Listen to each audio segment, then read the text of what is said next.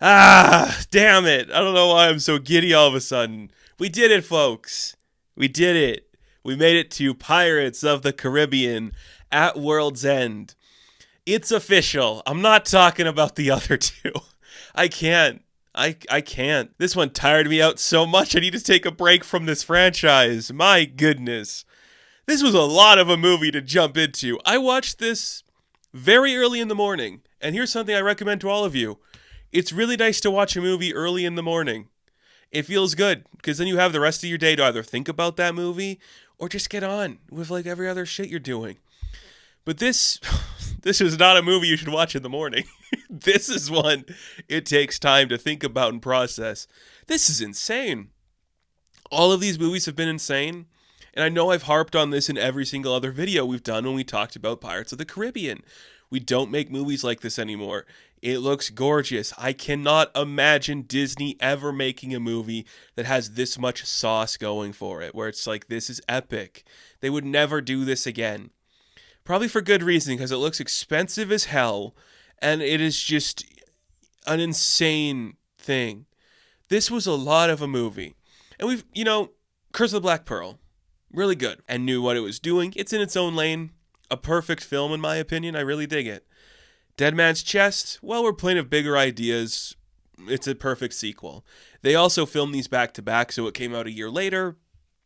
But somehow, At World's End just keeps going bigger and louder, and then we lose the plot, and then it makes no sense. This movie simultaneously has to be Return of the Jedi and Avengers Endgame. And it's about pirates. This started off as like a girl not wanting to marry a dick.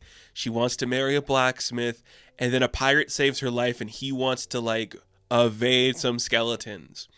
Now there's like a god of the sea, and she's going to like help you escape death itself and then end a broken curse as the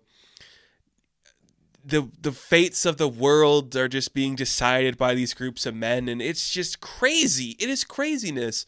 What is going on in this movie? I guess it makes sense. This is 2 hours and 50 minutes, and I'm like, yeah, this feels it, because we're doing like 4 different movies in here, and none of it really feels like anything. When your first movie is just built on a love story, it'd be really cool if by the end we got to see the love triumph, and we do. We do, the movie literally ends, well, not the last sequence, but the wrap up to the Elizabeth and Will character is the two of them in love. But also, they can't actually be together at the end because Will has to become the new head of the Flying Dutchman, and he can't set foot on land except once every decade. And then Elizabeth's like the pirate king now. Is she still the pirate king when this is over? It never comes up. And you're like, that's the trajectory for these two characters. We can't just have them be happy. They have to have complicated bullshit next to them. It's so weird. It's so weird. Bizarre. And it does this thing that I dislike in movies. There's 2 like tropes that this movie does that I just cannot stand in film. The first one is the 2 characters from the first movie have conflict in the next one because they can't communicate with each other because we have to have some narrative drive. It's easier than like actually having them have development or character. Just make them hate each other for a minute or not speak. Will thinks that Elizabeth is in love with Jack. That's not the case. She just sent him to his death. Elizabeth is upset because Will didn't tell her that he wanted to get control of the Dutchman so he could save his father. If these two had a conversation when they weren't in peril, we would have known that and they would have gotten along better. But no, every single reveal has to come from people screaming at each other. I don't hate this movie. There's nothing about this I hate. I think it is doing everything the first 2 has, albeit worse and a little more annoyingly, but it's kind of exhausting. That's one of them. Another one of the tropes I can't stand, and we're just going to go out of order for this episode because I can't be bothered anymore. This really took the wind out of my sails to make a pirate reference. The other thing it does that I can't stand is suddenly there's a bunch of rules to like being a pirate. It's exactly why I cannot connect with the John Wick franchise when we're 4 movies in and there's like a set of rules you have to do to like re-enter the organization and to leave the organization again. It's too much. But suddenly you're telling me there's like 8 or there's 9 pirate like captains or like pirate heads of the organization, and they all have to come together because like once upon a time they like worked together to like trap Calypso, the evil queen of the seas or the god of the ocean or the god of pirates or whatever the fuck. And they put like, they confined her into stuff they had on their person. And they want to like bring her back to help them fight against the Navy and Davy Jones. It's so annoying. The moment that everyone has to sit in a room and there's different characters that are just from like, well, they're clearly from Asia and they're clearly from France and, oh, there's the ones from Africa, and you're just like, what are we doing? Why did we do this? Is it because it's 2007 and we're starting to realize we can market things overseas? So for half this movie, Elizabeth or Barbossa are going to like command some Asian actors because the opening of this movie is them going to like Singapore, and then they're going to like team up with some, pirates that look specifically any type of like Asian community that you would depict in this genre in 2007. They got the classic hats that you'd give an Asian character. Why? It's just so weird.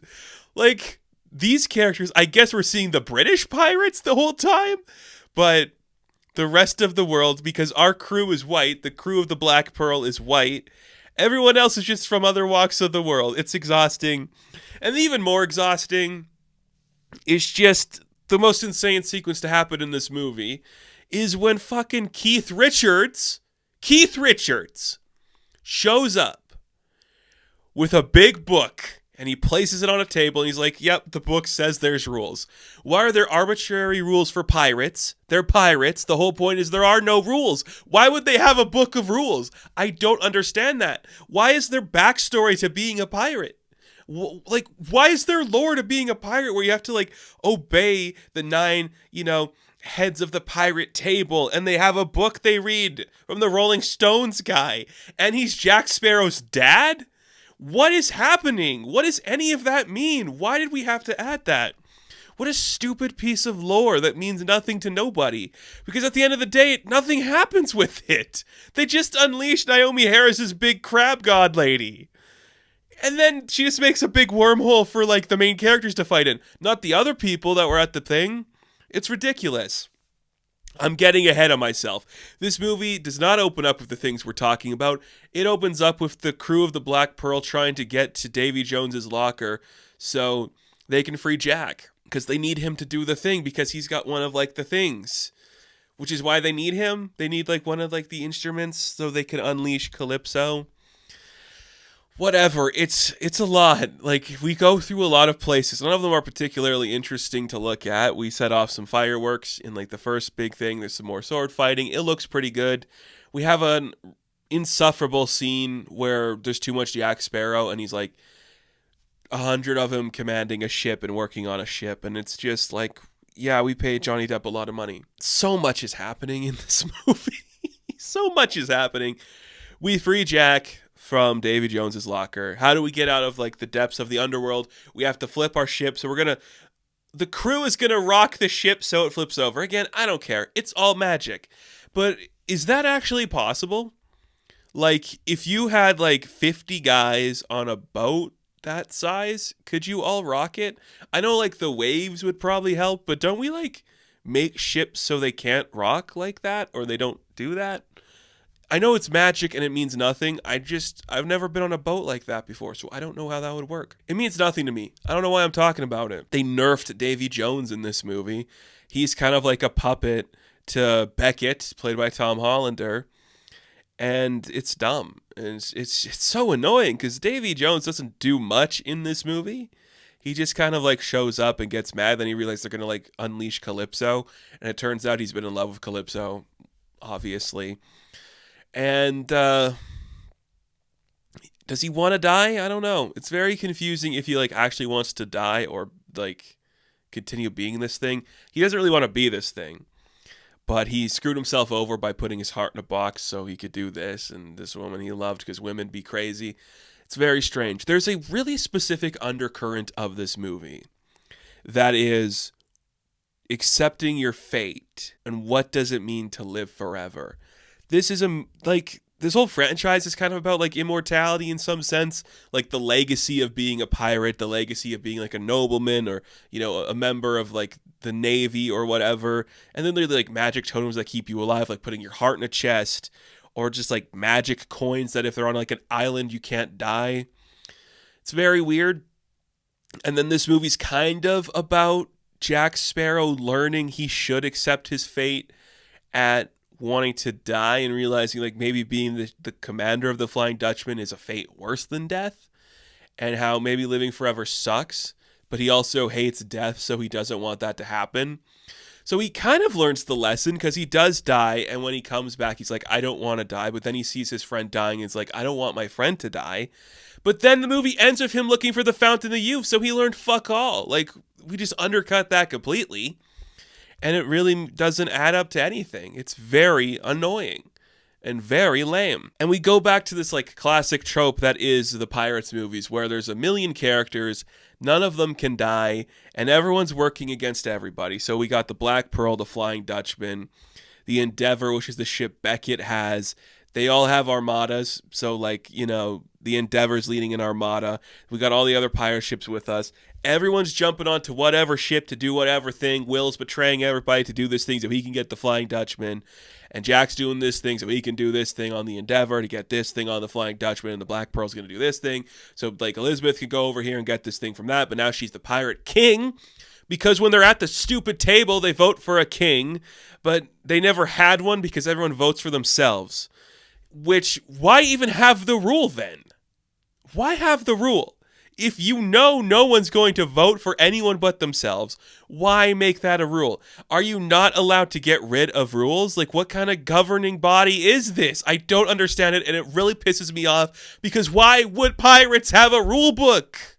I don't know what that means. Because wouldn't Barbossa stealing Jack's ship at the end of this movie go against some sort of rule because he's one of, like, the heads of the pirate table? And why is Jack at the head of the table to begin with? Doesn't this franchise open up with him taking the ship from Barbossa? What? I don't know. It's so weird. And then, there's some weird fighting. What is the Shipwreck Cove is where, like, they have their big meeting. And then there's just random stuff, like, sporadically throughout it. It kind of goes nowhere. It's people making parlays and decisions and blah, blah, blah. We need the key to the chest to do the thing again. Davy Jones does nothing. And then it ends in a big slap fight when we're in, like, a cyclone in the middle of the ocean. Two ships spinning around, shooting stuff at each other. Everyone's swinging on ropes.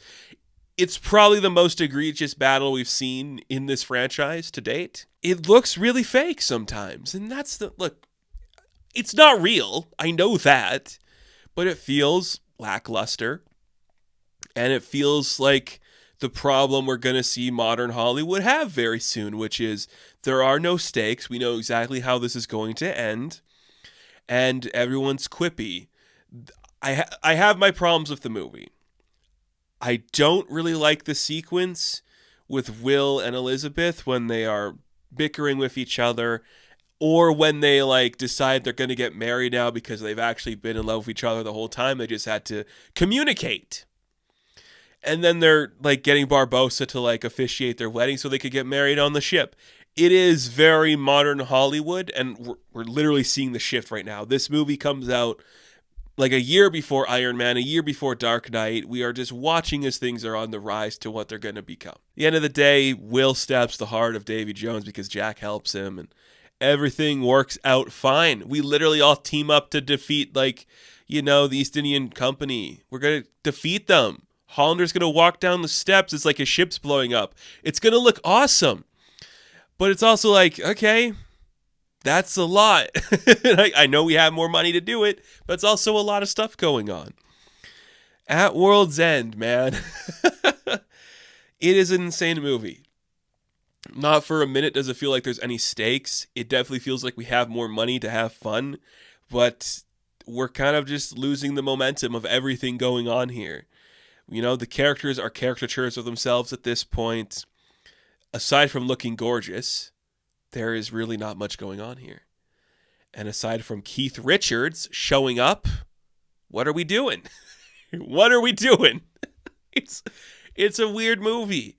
And if this was the end of the trilogy, it would be pretty cool. But then they made two more. You know, Will and Elizabeth can like have sex every 10 years. Jack's going to go chase the Fountain of Youth because Barbossa stole a ship. Gibbs got drunk and walked away with two ladies. That's where his story ends. And the Navy are dead. Oh yeah, Norrington gets killed by Bootstrap Bill. Two characters that I don't think interacted before that sequence, but now they're in a scene together. Bootstrap becomes like a normal guy again.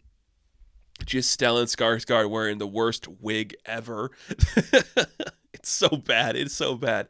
Like when Davy Jones becomes like a real guy for a minute when he's talking to Calypso. He looks good, but when Stellan looks like a normal guy, why does he look so greasy? Like, we couldn't clean up his hair when he became a normal guy? Very weird. Don't know why that happened, but Norrington died. Elizabeth's like the pirate king or something. All is well that ends well. You know, the fight scene is pretty cool. It's some big action. It's very slapsticky action, too, which is kind of what this franchise was becoming to begin with, or it started off as. We do like recount a lot of like previous events. We're gonna literally do like scenes again, but with different characters, and it's whatever.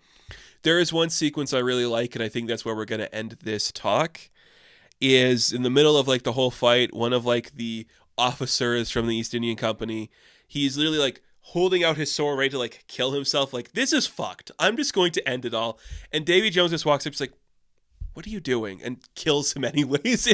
I thought that was awesome because I'm like, that is the state of this franchise. By the time this movie ends, you're just like, what are we doing? Are we killing it? I guess I'm just going to kill it. No wonder Verbinski didn't come back. Where do you go from here? There's nothing left to do. You ended it as best you could in like a big, spectacular, glorious way that ultimately resulted in nothing happening. But hey, that's movies. That's pirates. It looks great. And when you stop to think about it, it's kind of annoying. And the people in it are okay, you know? They're just okay. At World's End. Boom. Right down. It's like a cyclone created by the crab goddess, and we're just going deeper and deeper and deeper and deeper and deeper. Curse of the Black Pearl's the best one. I'm not watching on Stranger Tides or Dead Men Tell No Tales. Maybe in a couple years. I can't do it right now. I don't know what we're going to be talking about next, but we'll see. I got big plans for September. Yo-ho, yo-ho, Pirate's Life from me. Thank you all for following this journey as we talked about the Pirates of the Caribbean Gore Verbinski trilogy. Be sure to like and subscribe to the channel. As always, you can check me out on Instagram, TikTok, and Twitter. And of course, I will catch you in the next one. Have fun. Stay safe. We have our heading, folks. Let's hit the waters. Good luck.